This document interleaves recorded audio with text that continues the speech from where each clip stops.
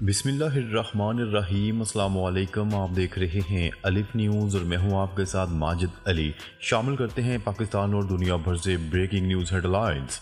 किसानों का दिल्ली चलो मार्च, मोदी सरकार ने सरहदें बंद कर दी, शेलिंग वाटर कैनन का खुलेआम इस्तेमाल। भारत में मोदी सरकार की किसान दुश्मन पॉलिसियों के खिलाफ मुल्क भर के किसान ट्रैक्टर, गाड़ियों और पैदल एहतजाज करते हुए दारुल हुकूमत के लिए रवाना हो गए, जहां मोदी के किले का घेराव किया जाएगा। भारतीय मीडिया की रिपोर्ट के मुताबिक उत्तर प्रदेश, हरियाणा और पंजाब से किसान हजारों की तादाद में नई दिल्ली पहुंचना शुरू हो चुके हैं, जो मुतालबात मंजूर होने तक दिल्ली की सरहदों पर धरने देते रहेंगे। पुलिस ने हरियाणा पंजाब की सरहदों पर मुजाहिरीन पर शेलिंग की और वाटर कैनन का बेदरेग इस्तेमाल किया। किसान रहनुमाओं का कहना है कि अपने मुतालबात की मंजूरी तक घर नहीं जाएंगे और जरूरत पड़ी तो वजीर आजम हाउस का घेराव किया जाएगा। अपने जायज मुतालबात के लिए किसी भी हद तक जाने को तैयार हैं।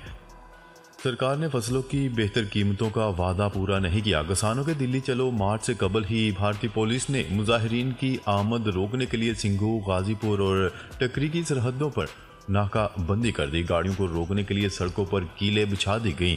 दिल्ली के पास मोदी सरकार ने 5000 से ज्यादा सिक्योरिटी एहलकार तैनात कर दिए। मुख्तलिफ अजला में दफा 144 नाफज कर दी गई, जबकि इंटरनेट सर्विस मातल है। पब्लिक ट्रांसपोर्ट की भी कड़ी निगरानी की जा रही है। 11 फरवरी से ही दिल्ली की सरहदों के इतराफ सख्त सिक्योरिटी के बायस अवाम शदीद परेशानी का शिकार हैं। रफा पर इसराइल के हमलों के खिलाफ जनूबी अफ्रीका आलमी अदालत पहुंच गया। जनूबी अफ्रीका ने इसराइल के रफा पर मुतवक्का ज़मीनी हमले के खिलाफ आलमी अदालत इंसाफ में हंगामी दरख्वास्त दायर कर दी। पीर के रोज़ दी गई दरख्वास्त में जनूबी अफ्रीकी हुकूमत ने मौक़िफ़ अख्तियार किया है कि इसे इस बात पर सख्त तशवीश है कि रफा में इसराइली अस्करी ऑपरेशन की वजह से हलाकतें हो रही हैं और ज़मीनी हमले की सूरत में बहुत वसी पैमाने पर हलाकतें होंगी और तबाही फैलेगी। जनूबी अफ्रीकी हुकूमत की दरख्वास्त में कहा गया है कि रफा पर इसराइली हमला नस्ल कुशी के कन्वेंशन और 26 जनवरी 2024 को आलमी अदालत इंसाफ के दिए गए फैसले की संगीन खिलाफ वर्जी होगी। अफ्रीकी मुल्क की जानिब से दी गई दरख्वास्त में इस्तदा की गई है कि अदालत इस अमर का जायजा ले कि क्या इसराइल की जानिब से फौजी ऑपरेशन का दायरा रफा तक वसी करने का फैसला इस बात का मुतकाजी है कि अदालत गजा में फलस्तीनियों के हकूक की मजीद खिलाफ वर्जी रोकने के लिए अपने अख्तियारात इस्तेमाल करे।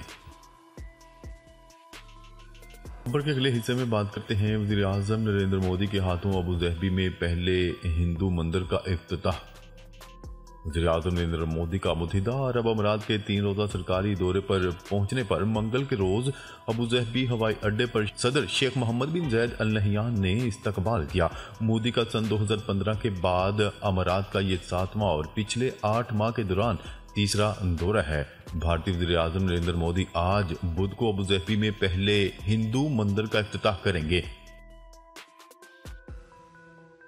खबर के अगले हिस्से में बात करते हैं ईरान का खलीज ओमान में बहरी जहाज से दूर तक मार करने वाले मिसाइल का कामयाब तजर्बा। ईरान ने अपने फौजी प्रोग्राम की तरक्की की जानिब एक नए कदम के तौर पर पहली बार जंगी जहाज से तवील फासिल तक मार करने वाले बैलिस्टिक मिसाइलों के लॉन्च का ऐलान किया है। अरब मीडिया की रिपोर्ट के मुताबिक ऑपरेशन की तस्वीर नशर करने वाले ईरानी टेलीविजन का कहना है कि पासदारान इनकलाब के जहाज ने पहली बार बैलिस्टिक मिसाइल दागे जब वो बहरा हिंद में खलीज ओमान में था। पासदारान इनकलाब के कमांडर हुसैन सलामी ने कहा कि एक तवील फासले तक मार करने वाले बैलिस्टिक मिसाइल को एक जहाज से कामयाबी के साथ दागा गया। उनका मजीद कहना था कि हमारे बहरी जहाज समंदरों में कहीं भी हो सकते हैं। ऐसी कुव्वतों के लिए कोई महफूज जगह नहीं जो हमारी सलामती को खतरा बनाना चाहती हैं।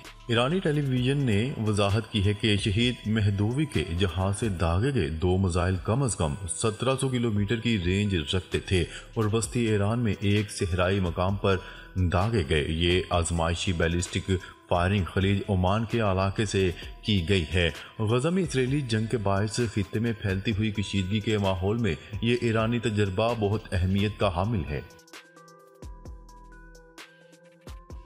खबर के अगले हिस्से में बात करते हैं। शुमाली कोरिया ने जदीद रॉकेट लॉन्चर निज़ाम तैयार कर लिया। शुमाली कोरिया ने रॉकेट लॉन्चर के लिए काबिल कंट्रोल गोलियां और बैलिस्टिक कंट्रोल सिस्टम तैयार कर लिए। शुमाली कोरियाई दिफाई एकेडमी के तैयार करदा 240 मिलीमीटर कैलिबर को कंट्रोल करने वाली गोलियां टेस्ट करने के लिए बैलिस्टिक कंट्रोल तजर्बा किया गया। खबर के अगले हिस्से में बात करते हैं। पाकिस्तान इलेक्शन तनाज़ात और मसाइल का फौरी कानूनी हल निकाले अक़वाम मुत्तहिदा। अक़वाम मुत्तहिदा के सेक्रेटरी जनरल अंतोनियो गुटेरेस ने पाकिस्तान में हुकाम और सियासी रहनुमाओं पर जोर दिया है कि वो इंतखाबात के बाद की सूरत हाल को जल्द अज जल्द पुरअमन अंदाज और कानूनी तरीकों से हल करें। आलमी खबरसा इदारे की रिपोर्ट के मुताबिक अक़वाम मुत्तहिदा के हेडक्वार्टर में प्रेस ब्रीफिंग के दौरान सेक्रेटरी जनरल अंतोनियो गुटेरेस के तर्जुमान स्टीफन डुजार्क ने पाकिस्तान में जनरल इलेक्शन के बाद धांधलियों के इल्जामात और आज़ादी इजहार राय के हवाले से पूछे गए सवालों के जवाब दिए। तर्जुमान स्टीफन डुजार्क का कहना है कि अक़वाम मुत्तहिदा के सरबराह अंतोनियो गुटेरेस पाकिस्तान में इलेक्शन के बाद पैदा होने वाली सूरत हाल पर हुकाम पर ऐसे किसी भी इकदाम से गुरेज करने पर जोर देते हैं जो कि तनाव को बढ़ा या भड़का सकता है।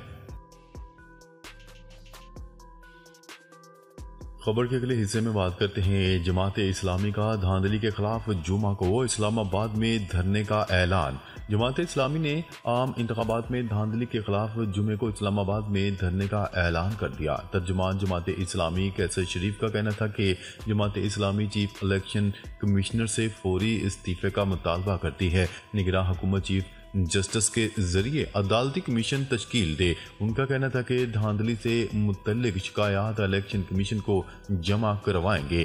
कैसर शरीफ का कहना था कि इलेक्शन का इनकाद पुरअमन हुआ लेकिन नताइज रोककर धांधली की गई। उन्होंने कहा कि जीत और हार का नहीं, वोट के तकद्दुस का मामला है।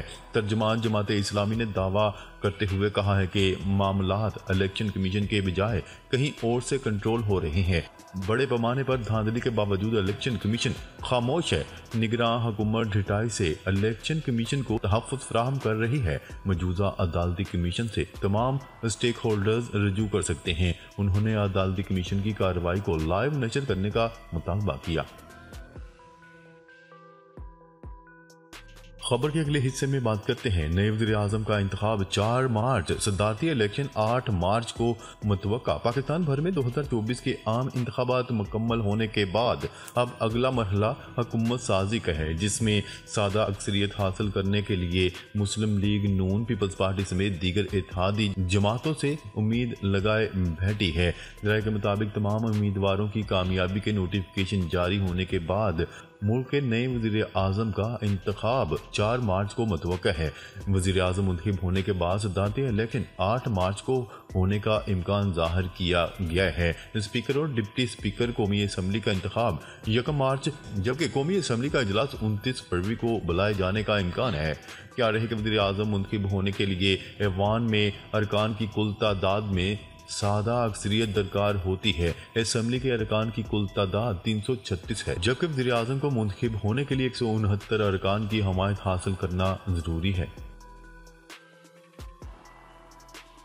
खबर के अगले हिस्से में बात करते हैं। आम इंतखाबात 2024 में रुकने असम्बली मुंतखब होने वाले 9 मई के इश्तिहारियों की गिरफ्तारी के लिए हिकमत अमली तश्कील दे दी गई। 9 मई के मुकदमात में मतलूब इश्तिहारियों को कटहरे में लाने के लिए कार्रवाइयाँ तेज की जा रही हैं। मुकदमात में मुलव्वस 22 इश्तिहारी रहनुमा 282 कारकुन ताहाल इंतहाई मतलूब हैं।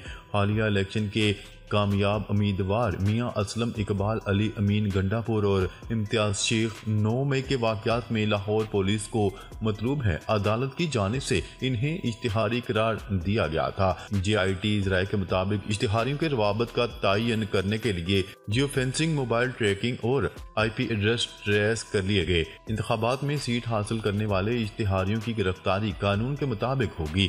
मुल्ज़मान इंतखाबी मुहिम और नताइज के दौरान मुसलसल कारकुनों से राब्ते में रहे। इश्तिहारियों की लोकेशन मालूम करने के लिए FIA और दीगर अदारों की मदद ली जा रही है।